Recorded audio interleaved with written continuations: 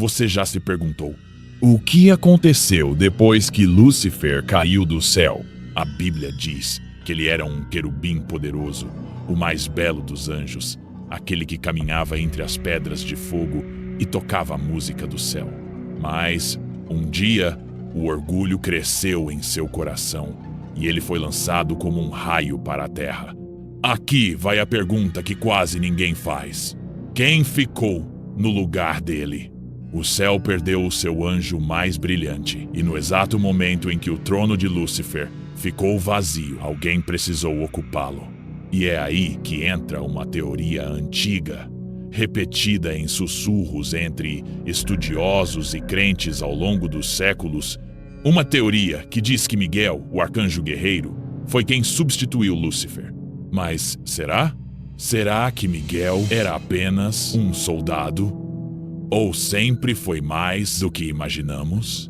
Neste vídeo, você vai entrar comigo em uma jornada pelos bastidores do céu, onde o bem e o mal se enfrentaram antes mesmo da criação da Terra, e descobrir por que tantos acreditam que Miguel e Lúcifer não eram apenas rivais, mas dois lados de uma mesma moeda. Prepare-se, porque depois disso, talvez você nunca mais veja o céu da mesma forma. Se você gosta de histórias profundas, mistérios divinos e perguntas que ninguém tem coragem de fazer, você está no lugar certo. Fica até o fim, porque o que vou te mostrar não é o que te contaram nas aulas de religião. Imagine um céu perfeito. Um lugar onde tudo funciona em harmonia, onde a luz é plena e os sons ecoam como melodias eternas. Agora, imagine uma ruptura. Lúcifer era mais do que apenas um anjo. Ele era chamado de Filho da Alva, Estrela da Manhã, o mais belo, o mais inteligente, o mais próximo da glória de Deus. Ele não era um soldado. Ele era um príncipe celestial. Mas algo aconteceu. O orgulho cresceu como uma semente escura dentro dele. Ele quis ser como Deus, não apenas servir, mas reinar, e foi expulso. Mas, e o céu? O que acontece quando a principal liderança angélica, aquele que regia a música, a beleza, a ordem, simplesmente desaparece? O que acontece quando o primeiro trono celestial fica vazio? Esse é o problema que muitos ignoram. O céu sofreu uma baixa e alguém teve que ocupar esse espaço. Segundo tradições antigas e alguns textos não canônicos, Lúcifer não era apenas belo. Ele tinha funções importantíssimas no céu. Ele comandava a adoração. Era como um maestro espiritual. Alguns acreditam que seu corpo era como um instrumento musical e que a música que ele emitia era o louvor que subia até o trono de Deus. Agora pensa comigo. Quando alguém tão fundamental é retirado, o sistema precisa de um substituto à altura. Mas quem? Gabriel era o mensageiro. Rafael, o curador. Mas Miguel, Miguel, ele era o guerreiro. Ou será que sempre foi mais do que isso? O nome Miguel não é só um nome. É uma pergunta. Quem como Deus? Mas repare, não é uma afirmação. É um desafio. Quando Lúcifer se rebelou, ele não disse, eu quero sair do céu. Ele disse, subirei acima das estrelas, estabelecerei o meu trono. Foi um ato de orgulho, uma declaração de que ele poderia ser como Deus. E então surge Miguel, não com espadas brilhantes ou trovões, mas com uma pergunta que corta como lâmina. Quem como Deus? Essa pergunta destrói o orgulho. Miguel não precisou dizer mais nada. Mas será que ele já estava lá antes? Ou surgiu justamente para enfrentar Lúcifer? Aqui entra uma parte que muitos consideram controversa, mas fascinante. Alguns estudiosos acreditam que Miguel e Lúcifer não são apenas oponentes. Eles representam dois caminhos, dois arquétipos. Lúcifer, a beleza, o brilho, o carisma, mas com ambição. Miguel, a humildade, o serviço, a justiça.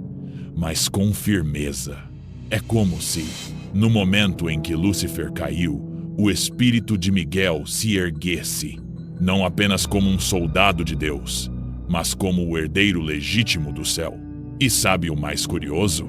Enquanto Lúcifer era descrito como estrela da manhã, em outros textos, Jesus também é chamado assim.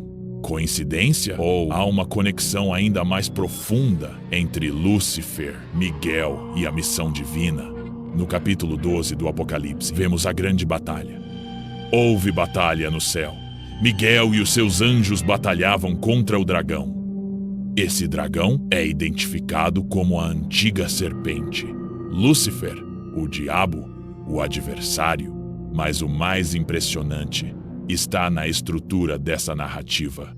Miguel não aparece tanto nas escrituras, mas quando aparece, é sempre em momentos críticos, sempre como aquele que aparece quando o trono está sendo ameaçado. Ele é o defensor do povo, o guardião das promessas, o restaurador da ordem. Então, o que impede de pensar que ele é o novo ocupante do lugar que Lúcifer perdeu? Agora respira fundo, porque aqui vem o ponto que poucos têm coragem de tocar. Há teólogos que acreditam que Miguel é uma manifestação do próprio Cristo antes da encarnação. Sim, você ouviu certo.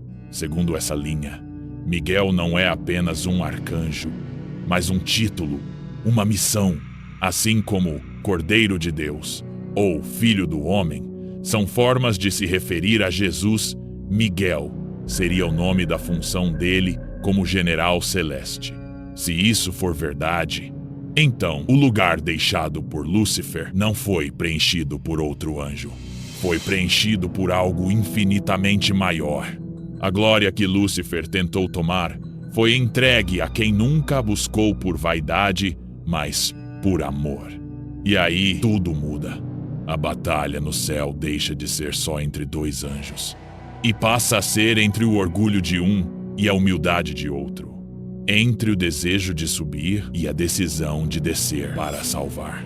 Agora que você já viu todos os fios dessa trama divina, chegamos à pergunta que ecoa entre as estrelas desde o princípio: quem substituiu Lúcifer?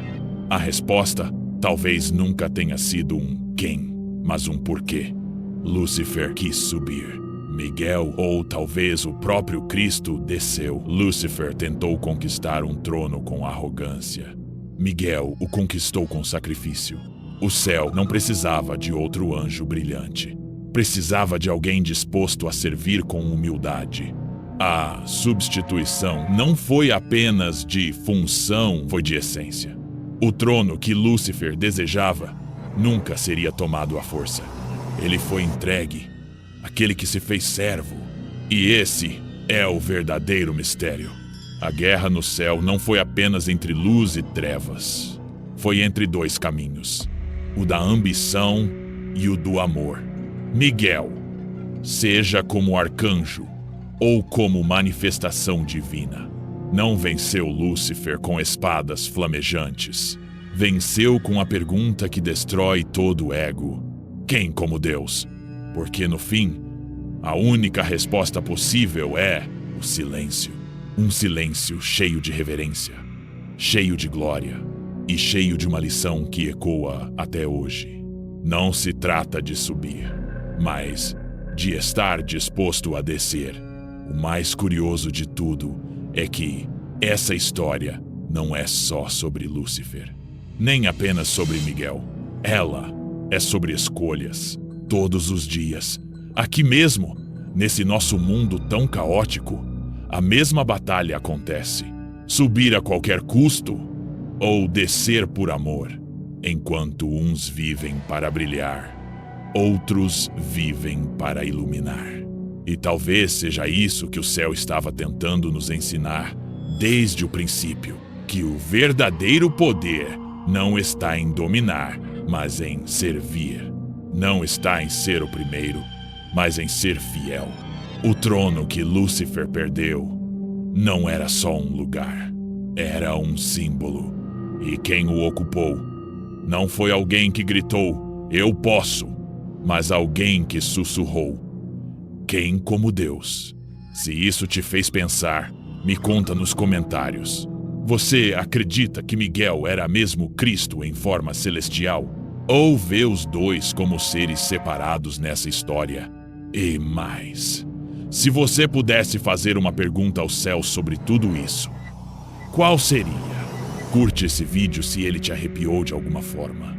Compartilha com aquela pessoa que adora uma boa história com um toque de mistério divino. E, claro, se inscreve aqui no canal, porque ainda tem muito mais vindo por aí. Ah, e me ajuda a escolher o próximo mergulho no desconhecido. Qual teoria, história ou mistério você quer ver no próximo vídeo? Escreve aí nos comentários. A sua ideia pode ser o próximo portal que a gente vai abrir juntos. Obrigado por ficar até aqui. Até o próximo vídeo.